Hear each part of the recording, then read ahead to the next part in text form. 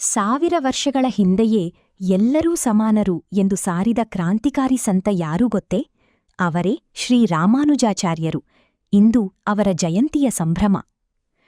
ಆ ಕಾಲದಲ್ಲಿ ಭಕ್ತಿ ಎಂಬುದು ಕೇವಲ ಕೆಲವರಿಗೆ ಮಾತ್ರ ಸೀಮಿತವಾಗಿತ್ತು. ಕೆಳವರ್ಗದ ಜನರಿಗೆ ದೇವಸ್ಥಾನಕ್ಕೆ ಪ್ರವೇಶವಿರಲಿಲ್ಲ.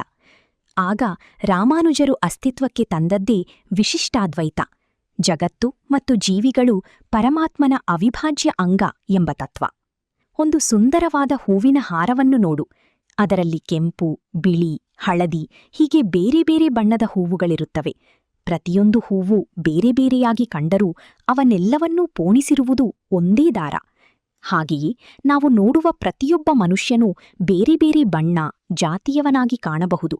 ಆದರೆ ನಮ್ಮೆಲ್ಲರನ್ನೂ ಜೋಡಿಸಿರುವ ಆ ದೇವರು ಎಂಬ ದಾರ ಒಂದೇ. ಜಾತಿಭೇದ ಮರೆತು ಎಲ್ಲರನ್ನೂ ನಾರಾಯಣನ ಮಕ್ಕಳು ಎಂದು ಪ್ರೀತಿಸುವುದೇ ನಿಜವಾದ ಭಕ್ತಿ ಎಂದು ಅವರು ಕಲಿಸಿದರು. ಇಂದಿನ ಈ ಶುಭ ದಿನದಂದು ನಮ್ಮಲ್ಲಿರುವ ಅಹಂಕಾರ ಬಿಟ್ಟು ಎಲ್ಲರನ್ನೂ ಗೌರವಿಸೋಣ. ಶ್ರೀರಾಮಾನುಜಾಚಾರ್ಯರ ಜಯಂತಿಯ ಶುಭಾಶಯಗಳು.